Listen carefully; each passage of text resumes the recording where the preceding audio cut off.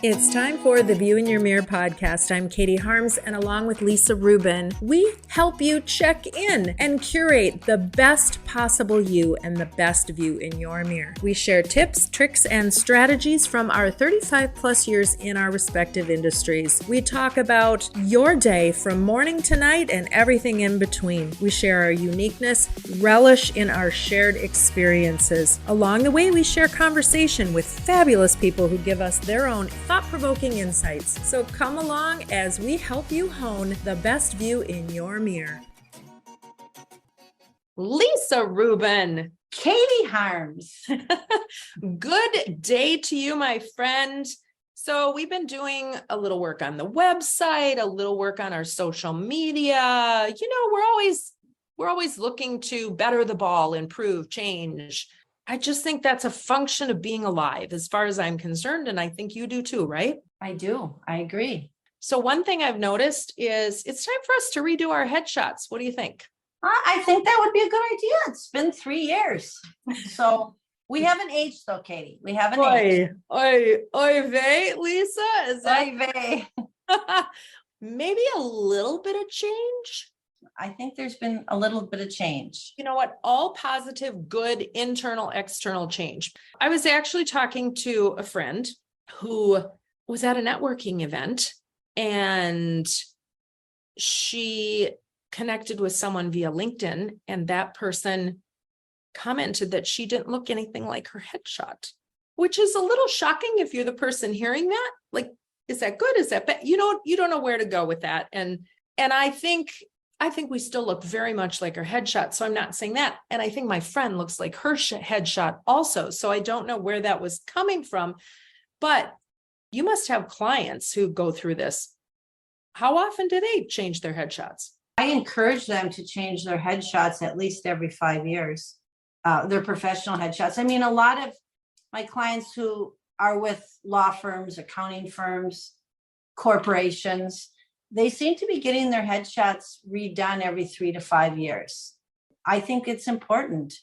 I've had so many clients recently who are going to be getting new headshots. And of course, they want me to help them. And they always are worried about if it's a headshot, so waist up, or is it shoulder up? Is it waist up?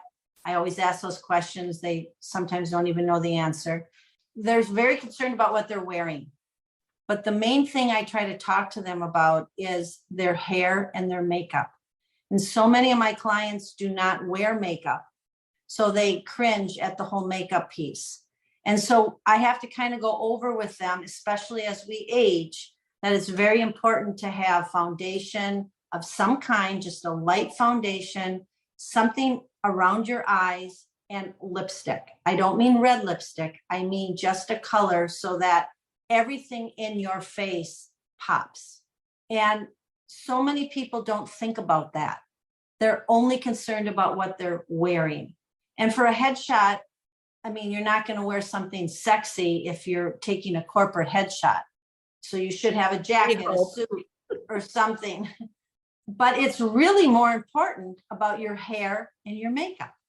And I always encourage people, especially if they have longer hair or they have hair, you know, maybe at their chin or something, go get your hair blown out. And actually, if you can, have somebody professional do your makeup, because you are going to like your photo better. And don't get worried that they're going to put too much makeup on, because a headshot is very different than getting your makeup done for a wedding or an event. And a good makeup person will understand that and know that. You didn't mention mascara. I'm interested what your thoughts are on mascara. I think that's one of the most important things to put on your eyes is mascara. You don't have to put eyeshadow on, but you need to fill in your eyebrows and you need to put mascara on. And I just had one client the other day who absolutely does not wear mascara, foundation, or lipstick, has never bought it in her life. And she was doing an updated headshot. And I said, you have to get some mascara. She started laughing at me. I said, we will do a tutorial on actually how to put it on properly. And I will send you some links on a lipstick that you'll be willing to wear. And she just sent me her headshots. They looked fantastic, because what happens is you can see her eyes, you can see her cheekbones, you can see her lips. She looks more alive. And she did thank me. Okay. And she said, my partner didn't even know what that was on my counter. Like, she was so surprised I was putting mascara on, and we laughed. But it's really important. Mascara is important. Or people that get their eyelashes done professionally, just don't make them too big. Sure. That's interesting. That whole trend. I've seen them done really beautifully. And then I've seen them really done like we're on the stage constantly. That's an interesting. I don't know how people sleep with those big eyelashes on. Well, they just close their eyes, I would think. You think their eyes are held open by. Well, I mean, let's be honest, when you're sleeping and you're sleeping on your pillow, you wake up in the morning, sometimes your eyes itch or they're runny or what, they're irritated. When you have fake eyelashes on like that, you really can't touch your eyes very much. I'm always wondering about that. I'm curious about your clients that don't wear makeup. They must have incredible skin, or it must be something that is not important to them. They don't have incredible skin all the time. It's just not something that is important to them. But once I explain to them that it's not a cosmetic thing, and that as we age, we need to take more care of our skin, and we just have to do a little bit extra, and it won't show all the wrinkles. It won't show all the blemishes. If you just put a little bit of light moisturizing tinted moisturizer on, and they do it, and they actually do it, they're like, oh, wow. I mean, some people just don't know. I think with that too, a little goes a long way. I have noticed that as I age, particularly with my eyes, the hoods of the eyes, or your eyes become smaller just because your skin is lax. I mean, these are all just normal things with aging that happen. I'm still going to put a smile on my face. I'm still going to feel good about going out there. But if I can give some definition to my lips, it takes me literally 5 minutes is my routine. Now, we're talking about this and our faces in particular and our skin because we have a great guest who you have sought out. Tell us about that guest. I am so excited to have Lily Garfield as a guest on our podcast.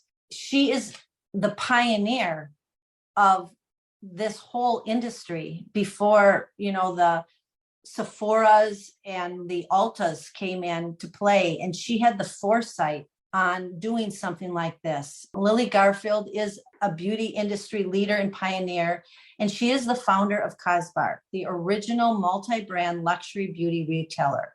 It's the first of its kind. Cos Bar offers a highly curated selection of prestige cosmetics and skincare products defined by its dedication to uniquely personalized service. It was founded in 1976. Lily first established the 200 square foot Aspen store as a best-in-class local destination and grew it into a thriving national retail operation and industry tastemaker as it is today. Not a bad place to have your first store, Aspen, Colorado. That's where she lived. We're going to talk to her about this, Katie.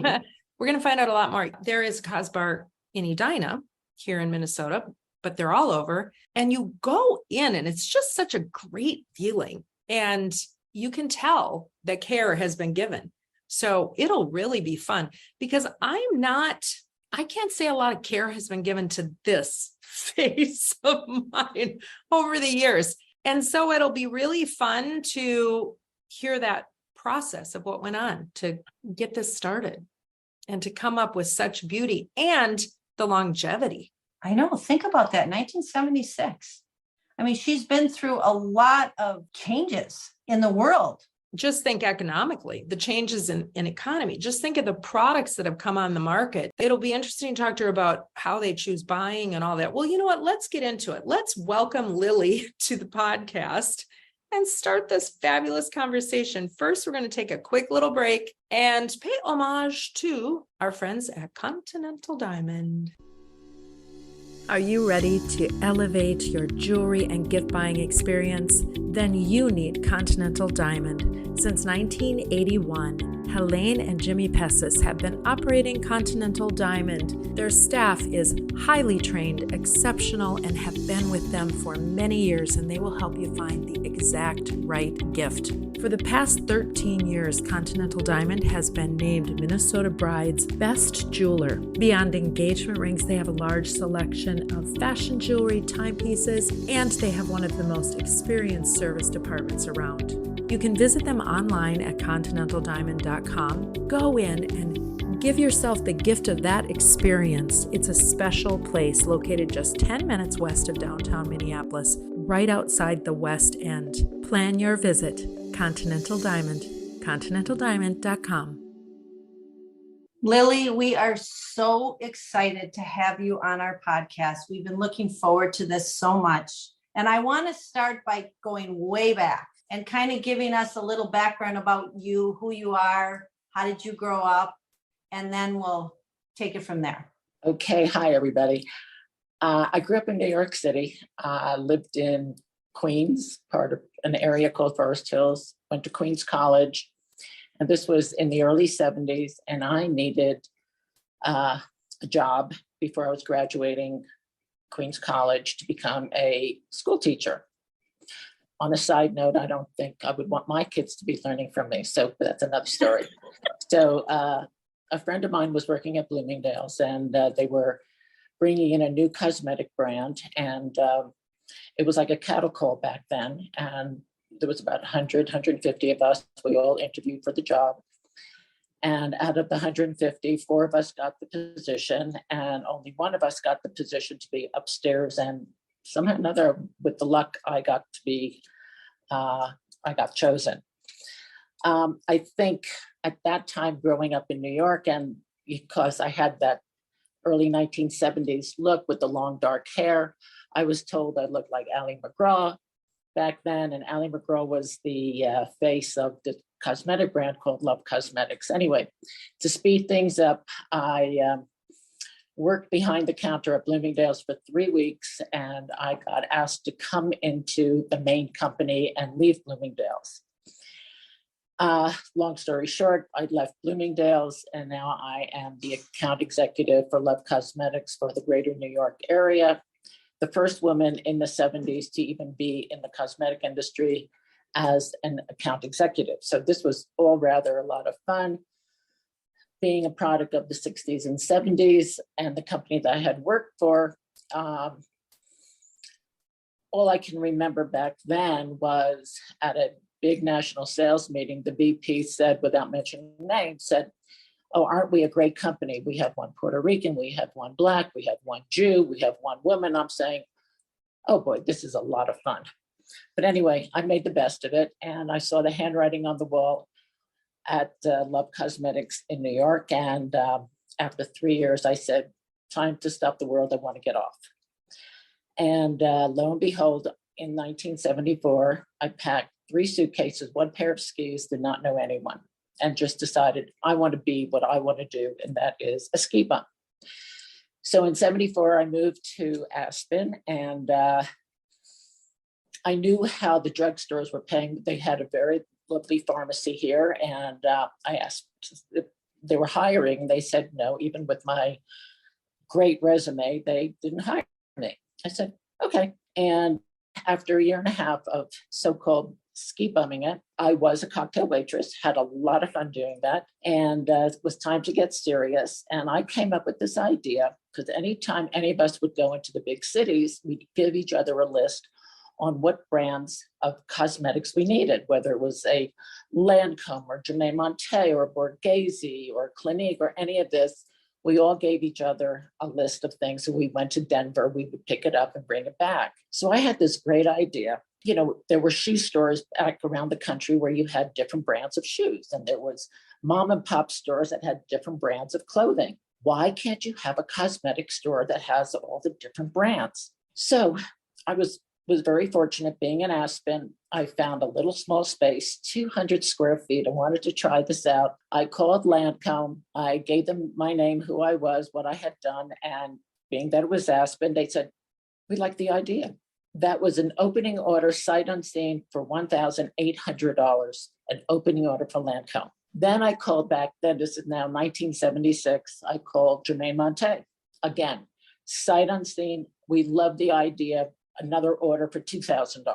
Then I called Borghese, and that was another opening order of $1,800. You need to understand, 40 some odd years ago, this is equivalent, like if you wanted to open Lancome today, we're talking $250,000 opening orders. And then my best one was Orlan, and I'll never forget their ad. And their ad was, why do the rich look different from you and me? And I said, I love that. We're getting Orlan. And that was the start of Cos Bar in 1976. Now, here's the unfortunate thing of what happened in Aspen in 1976. We had a blue sky for 180 days, not one cloud in the sky. We couldn't even see the clouds. There was no such thing as making snow. And I said to myself, what did I do?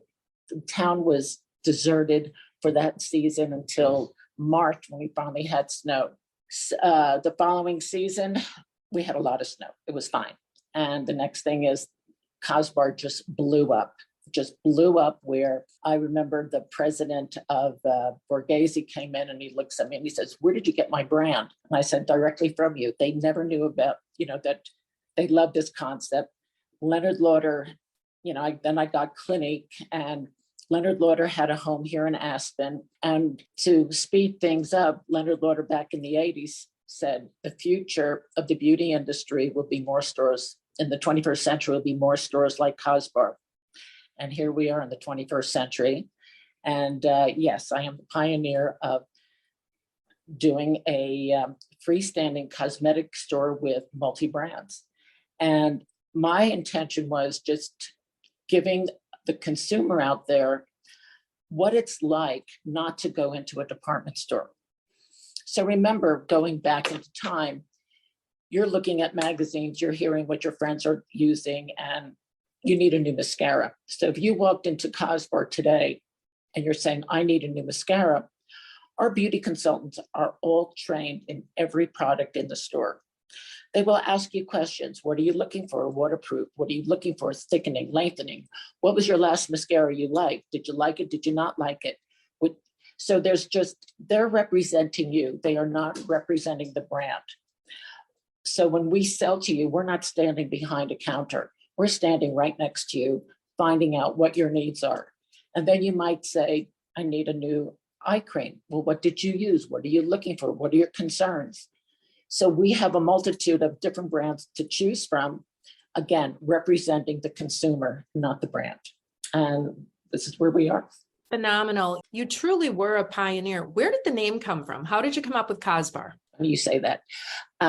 Many times when I've seen the chairman, the CEOs of the cosmetic industry, they asked the same question, where'd you get the name Cos Bar?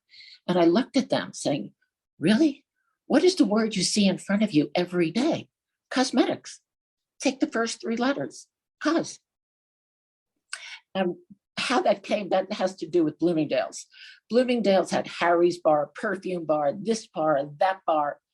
Back then in the 70s, let's call it, instead of a cosmetic bar, let's call it Cos Bar.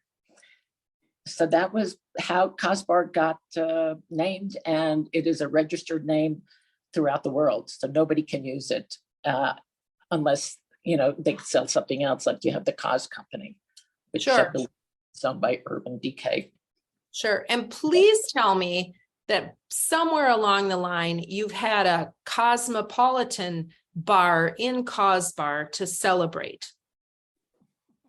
Okay, my Cosmo. You did your research. When we had our grand openings, I loved a white Cosmo that was using white cranberry juice instead of the red cranberry juice. And we would do white Cosmos as our drink when we did our opening. And another time what we did, we had pre-made Cosmos. And I took my staff from the Aspen store. It was the opening of the movie Sex and the City. So one of the girls got the tickets. We had 7 seats in the middle of the movie theater. Just as they were starting the show, all 7 of us stood up with our Cosmos in hands and said to Sex and the City. And it was just a fun thing that we all did. Oh, that's great. Yeah, you have to have a lot of humor. The whole idea was passion. I was very passionate about this industry. It's a fun industry. It's like every month when we had, when the boxes came of new products, all of us couldn't wait to just open it up, set up the testers. It's a very passionate industry that once you're in it, you don't leave it. I was really impressed at the Edina store, and full disclosure, I went in for the first time recently. I told Lisa in the intro, I have not been the kindest to this face all of these years. I've been blessed with pretty good skin, so I think that's gotten me by a lot of things. But what an experience. Mandy was the assistant manager. Lovely. We've got an appointment set up. I am going back. What I felt when I walked in there was just this sense of almost relief, Lily, that it wasn't the other big box stores. It was so much more curated and comfortable. And it felt like what I would like my bathroom and my dressing room to be like every day. Well, one of our little slogans is cheers, where everybody knows your name. And it's a type of place that once you go there once, you'll go back. You'll go back and say, I don't know why I'm here. You'll find a new lipstick. Like you really needed a new lipstick. Or it's just an intoxicating environment. And my social life in Aspen was hanging out in the store because you would meet everybody. And for the consumer, we see them, 2-3 times a week, just because, after they drop their, children off from school or they finish their, Pilates or yoga classes, they come in their yoga clothes. It's just a place to hang out, to say hi. That's wonderful. So you started in the 70s. Here we are, 2023. That is incredible staying power. So you had to do a lot of things right along the way, but I'm sure you had some missteps. Give us a glimpse into what probably has seemed like it was 5 years ago when you started, at the rate time flies. The best thing I did was picking locations that were hard to get to, and where you didn't have a Neiman's or you didn't have a Saks. Macy's never bothered me. And it had to be a neighborhood that I enjoyed. As my son would say, it had to have either skiing or golfing. How I got to Edina is really a great story. I am in my Scottsdale store, and this gentleman is hanging out, and oh God, may he rest in peace. He recently passed away. He said, I am a developer in Edina on the corner of 50th and France, which is like the 50-yard line. And he said, I'd love for you to be there. And I was on the I'm on the Edina side. I understand how the street divides Edina and Minneapolis. I think the consumer had better tax situation. But anyway, so how one of the greatest ways of opening stores is picking neighborhoods that I like to play in, or meeting the developers, because they're the ones that really get behind Cos Bar, and they know that we are a magnet to women shopping. So that was the good news. Competing in an indoor mall would be something I tried, not a good idea. And we're better off being on a main street location of smaller communities. Well, and clearly what you found is, would it be fair to say that you really are a boutique environment? You're very curated, and you must do a lot of research in determining and have great buyers to bring in the lines that you bring in. Well, until 2015, I was doing all the buying. Well, I did have assistant buyers, but I was the main merchandiser. So I had to give them their final approval. And today it's under my son's management, which is being run a little bit differently, but it's still the same DNA. And yes, the buyers are very good. They try products, and they intend for the certain consumers that are our target consumer that we know we can sell it, that you will enjoy it. Do you ever carry brands that are more exclusively online versus in big box stores? Or are the lines, I mean, I go into your store a lot and I purchase things at your store, but I don't know all of what you carry. So there's so many now new online cosmetic makeup and, you know, hair care products and everything. Do you carry some of those? No, I don't personally. I believe in high touch, not high tech. And to me, online is high tech. I believe more of the online should be replenishment. Because how do you know what a perfume smells like? How do you know what that color of a lipstick or an eyeshadow really is? Or the same thing for a color of a nail polish. It varies so much by the tone of your own computer. You know, what kind of lighting? I mean, and to me, I don't believe, you know, we're not a Sephora. Sephora has a lot of those brands that you can only get online. And to me, I'm very much into high touch. I mean, I think that's fantastic. And I love that about the store. I didn't know if you did carry some of them. So now that I know that, I like that even more. But I agree with everything you're saying. It's very difficult to order that stuff strictly online. I mean, I know if you don't like it, you can return it, of course, but it's nice to come in and have that personal customer service that today you really don't have. And that's the beauty of your store. I think the consumer is going to find out that she still wants to go into a store and have communication. I agree 100%. Okay. The woman that doesn't want to and wants to only shop online, I can't bring her into my store. She's dead set against it. Again, Cos Bar cannot appeal to the masses. You've got to set your target, only targeting 5% of the population. And that to me is a very sophisticated customer who wants the time. She wants the explanation on why these products work in whether it's skincare or whether it's hair products. One of the things I remember telling younger children, you know, younger girls coming in with their moms, and that is just because a product works on a friend of yours, don't think it's going to work on you because you might have different needs that you don't see. So let's just go back to your shampoo, looking at your hair. There's a lot to be said when we see your hair in person, the texture, the color, the way, you know, all these different things. And therefore we have an assortment of different shampoos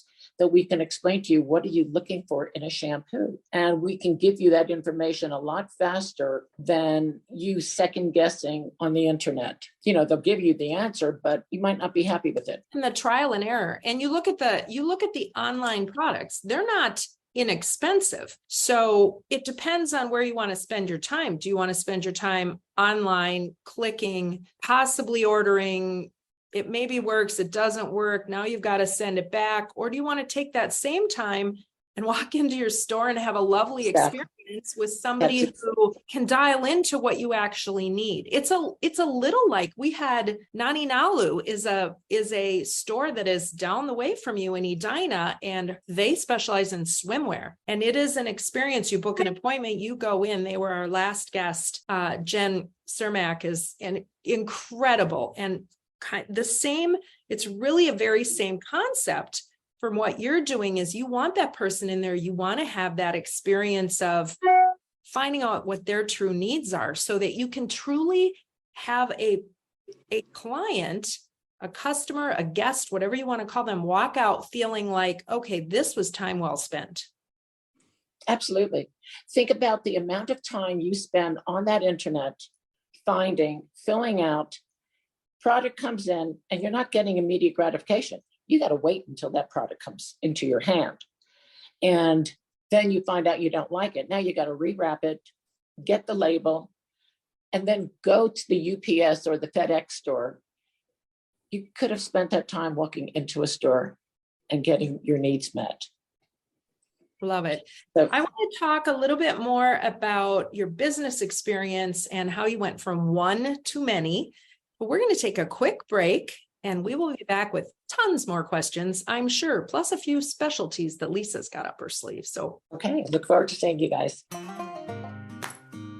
We are with Bridget Edwards from Shear Brothers Custom Closets. Tell us what sets Shear Brothers Custom Closets apart from the many other options people have both online and locally. Well, I think the biggest thing is that we've been around for almost 30 years. We started up in 1995, and what this means is that we'll be there if you want to add to your project down the line. Shear Brothers Custom Closets is not a franchise. What does that mean? I think the biggest thing is that our manufacturing facility is located in the same building as our showroom and offices, so this allows for great communication and latitude between manufacturing and design. Some companies have to limit their selections, shelf depths, and drawer depth, among other things. We offer complete customization without the added cost. Because we use optimization in our manufacturing process, you simply pay for the material that you use. Since we manufacture everything locally, our prices are very competitive. What's the best way for people to initiate working with Shear Brothers? The best way is either to call or you can go onto our website, and from there a designer will be in touch with you and we'll get the process started. The website is shearbrosclosets.com. Phone number is 763-531-7400. And what's the usual time between contact and setting up an appointment? We try to give you a call or email back within 24 hours at the absolute most. I would have to say that Shear Brothers Custom Closets helps you get your zen on. Great way to put it. I love that.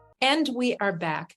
Lily, starting a business and having the longevity that you have has certainly brought its ups and downs. I want to go back to the beginning again. Did you have business acumen? Was your family in any kind of business, so you had a background, or did you really pick that up through your Bloomingdale's experience? Good question, because it's interesting. My son just graduated Anderson School of getting his MBA, and there's so much macro and micro and all this that to me, it was all gut. Don't ask me to read a P&L statement. Don't ask me to read a balance statement. I don't care. All I knew was total from gut, and that's how I worked the business. My parents are Holocaust survivors, so they came to this country under false names just to get out of Germany. And so all I knew about my parents was being street smart. So no, there was no business acumen that I was involved with. It was just figuring it out and starting slow. The best advice I got in my first few months of starting the business was my banker when he said, don't let the vendors make you stock up on inventory. He said, turn your inventory faster without putting that much money into it. So one of the things I did know was through trial and error, I started in smaller locations. It's easier to outfit a 400 square foot store or a 600 square foot store once you get to the point where you can't breathe in that store. Then we move on to a larger. So this is how Aspen's store got started, went from 200 to 400 square feet to 800 square feet, and then to about 1,200 square feet. And we're very, very comfortable in 1,200 square feet. But that's also a store that's now 47 years old. And we just will stay in that size. I mean, we will never be a 3,000 square foot store like a Sephora or an Ulta. It loses its cachet of that intimacy. If you want to be in a big 2,000, 3,000 square foot store, don't go to Cos Bar. Okay. Makes sense. And how many stores do you have now? There are 20. And your succession plan, you mentioned your son. How long has he been involved in the business? Well, we did have a succession back in the end of 2015. Interestingly, my husband was diagnosed with cancer in 2015 and panic struck. We can talk about this later, but I've had cancer, but it's a lot different when your significant other, when your best friend has the cancer and he's my ever ready battery. It just felt really good. But knowing that the big light came on, it was already 40 years and I realized I need a succession. So after years of being in the business, we knew we had national notoriety. Thank you to your hometown Target. I don't know if you're aware of what Cos Bar did with Target. I just knew it was time to step down and also get into the 21st century because I knew the head office was in Aspen and we did not have enough people. When you talk about, computer savvy or high tech savvy, I did not have the trust of finding, people. And this was a time when I decided, let's bring in a partner. And we partnered with a private equity, and they kept me on for a while, but they kept my son on as COO, and then he became the CEO. So it was a very easy transition. It was a very comfortable transition where I felt very safe that he was now the new person running this, running Cos Bar. Tell us about the Target connection. This goes back in 2011. I remember I was here in Aspen in the kitchen, and I get a phone call on my cell phone. And I forgot who it was, but they said that we are the marketing team from Target. And I'm saying, all right, my skepticism, like, yeah, right. Well, we want you to curate. I said, yeah, right. You want me to curate? Look, I'm a little, mom and pop store. You can call Estee Lauder. You can call L'Oreal. No, we want to talk to you. We'll come to wherever you are. So lo and behold, I said, fine, I'll be in Scottsdale. Meet me at my store. And lo and behold, 4 people from Target shows up at my store, and they're buying products. They said, great, follow us. We're going to a hotel. They had a room there. They locked the door with me. And my husband was there. My husband is an attorney. And they said, we need for you to sign this NDA. And we signed it. And they told us what they were doing. That was called the shops at Target. And what the parameters were, you could not have a store back then in New York or LA. It had to be in a remote place. You had to have excellent customer service, and Cos Bar was chosen for beauty. And we had to curate 44 products, only in accessories. It could not be perfume, it could not be cosmetics, and could not be treatment, because it was an in and out. And it was amazing how fast we were able to create 44 pieces in 3 visits. And the rest, and then finally, a year later, gets shown up on the end caps of Target in over 1,700 doors around the country. And it was like, wow, I would have paid them. They paid me for this. I said, I would have paid them for the notoriety. And so it was a great, wonderful experience. We were the first. The week that they were about to announce it, I had to go to New York, and I had to go sit with the presidents of the big companies like Chanel, Lancome, Lauder, and explain to them that Cos Bar is going to be at Target, but we are not featuring any of your products. They're using the name Cos Bar, where we're curating. And that was it. That's how we got the notoriety, and I took advantage of it. That's fantastic. What a great story. Oh, it was, as I said, I would have paid them. You talk about the ups and the downs. And again, not so much a cool cucumber, but really, I think knowing your history and knowing that your parents came from as Holocaust survivors, they had to have that gut instinct. So that was honed truly through them.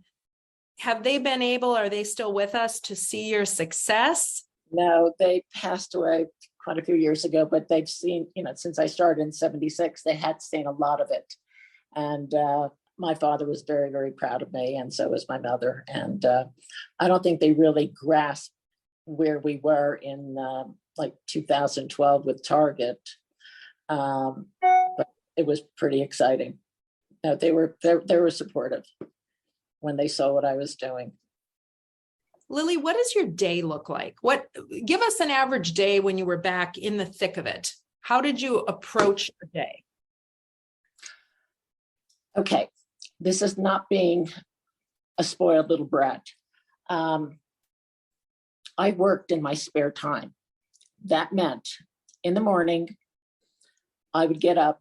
In the winter, I'd go ski from 9 to 11, and then come into the office and come into the store. In the summer, I'd get up, play golf at 8 o'clock or 8:30, and then come to the office around 12 o'clock. One of the things I've always pontificated to my staff, do not make your career more important than anything in your life. One of the things I owe this to Gloria Steinem, I will never be great at anything. I'm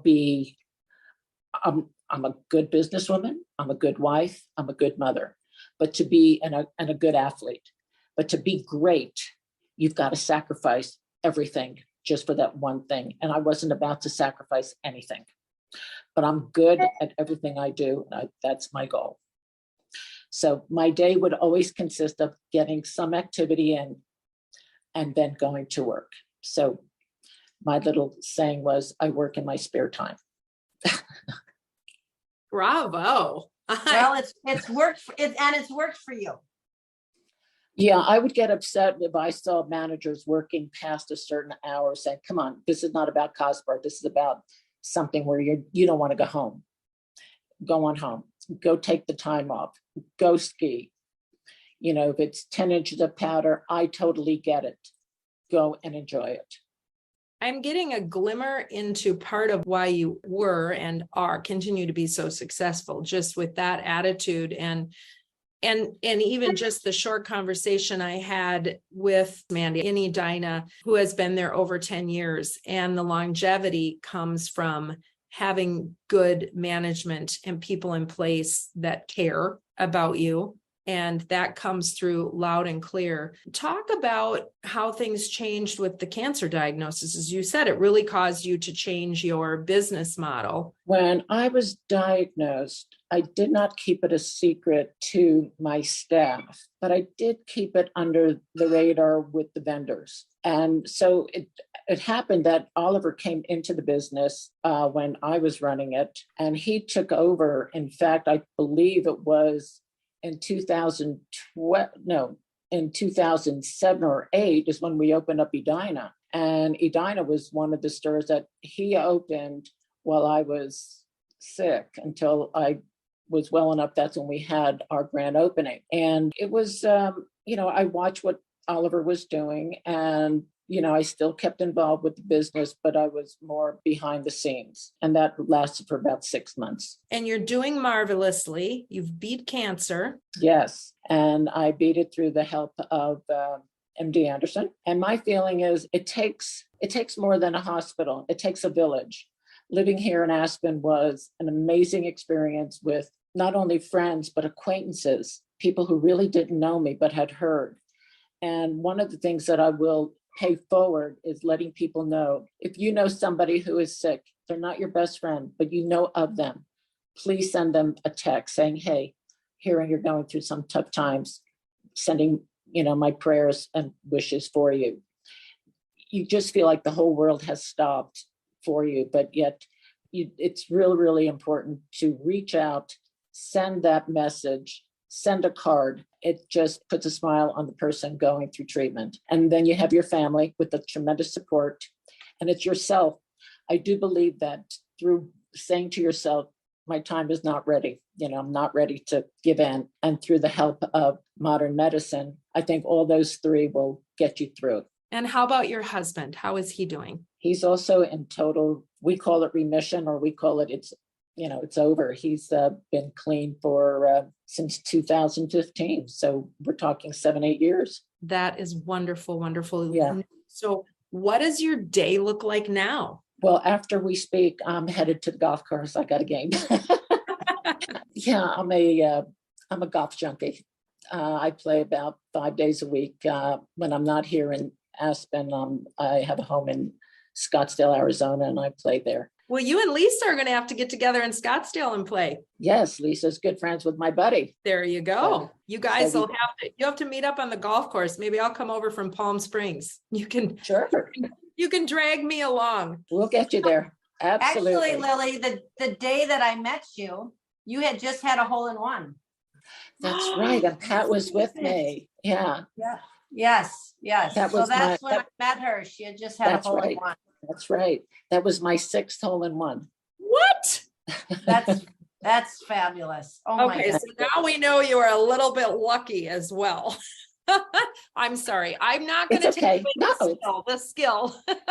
No, there's a lot of luck. Trust me. Even the pros know it's a lot of luck. That's fantastic, Lily. Thank you. Lisa, you got a couple of our good standard questions. Yes. Do you have like a favorite lucky piece? Like when you were negotiating or you were doing things, did you ever have something that you always made sure you were wearing or you carried?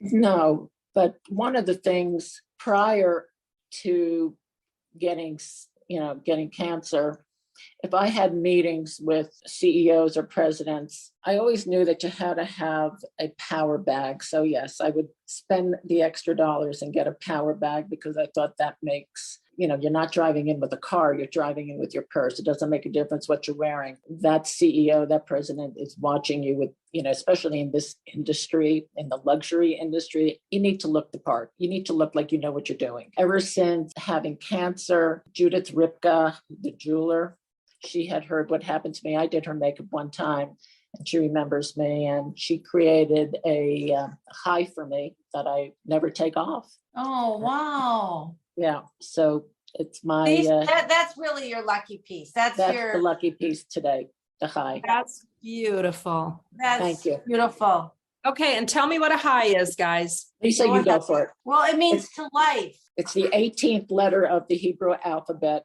That means high means life. Life. I mean, a lot of people wear their high. A lot of people wear a hamsa.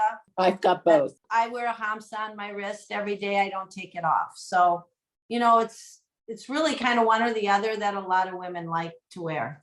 It wards off evil. Yes. Or sickness or sickness. Good health or exactly. Lily, what do you think your superpower is? Survivorship, not feeling sorry for myself. I will share this with you because you're sick as your secrets. I was abused as a child sexually by my father. So we have choices to make and how we get through it.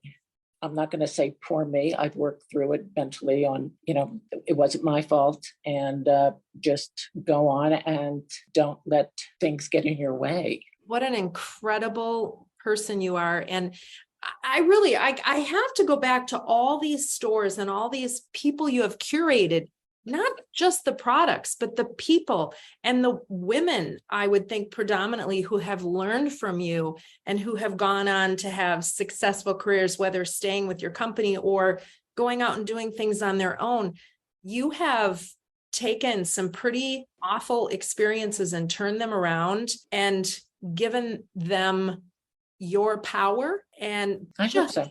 Again, it's being honest, not having a facade, just reminding, where we came from. And, it's, we're here today, granted, but what were the things that brought us here? Like if somebody said to me, if I had to do it all over again, would things have been different? No, I wouldn't be who I was today, or I wouldn't be where I am today, if not for these experiences of growing up with parents who are survivors of the Holocaust, fathers, what he did, the way my mother treated me. I could go on and say, poor me, poor me, poor me. But it's like, that's not going to get me anywhere. A stiff upper lip, keep on going. You're on your own. We come into this world alone. We're going to leave alone, make the best of it. Could I also add to that, though, that you have done the work to get yourself through these things? And that part was very important as well. And it's also surrounding yourself with people who are supportive of you. I have a wonderful husband who's extraordinarily supportive of me. I've got two fabulous sons who are very supportive of me. And it's all good. It's what you put out there is what you're going to get back. It's being honest. It's really being honest. It is really wonderful. It is the energy of you, and your honesty is really breathtaking in a good way. Thank you. Now, let's go to MD Anderson. They are who you've picked as your nonprofit spotlight. And you're also on the board. Talk a little bit about that experience. Well, they're the ones that have the most clinical trials in the world. They are a cancer institution, not a center. There are so many of the pharmaceutical companies will join MD Anderson for research. In fact, MD Anderson's Dr. Jim Allison won the Nobel Prize on medicine on melanoma. They have created so many new clinical trials where people have better chances of going from 30% to 80% to 90% survival rate. And look, we're all going to get hit by it. I mean, cancer will show up when you least expect it. And if you want to get to the best place in the world, you go to MD Anderson. And being on the board, and anybody who's watching me, I think they're more than glad to contact me. I will get them in faster than their own doctor can get them in. In fact, there was somebody from Minneapolis, without mentioning names, sight unseen. I got her in a matter of 24 hours, and she's a survivor of breast cancer. Thank you for that. So, thank you. Yes. mdanderson.org is the website for further information. The quality information they have without even going there is amazing. You learn a lot by being on that website, having had experience with friends being there. Lily, how do people get a hold of you?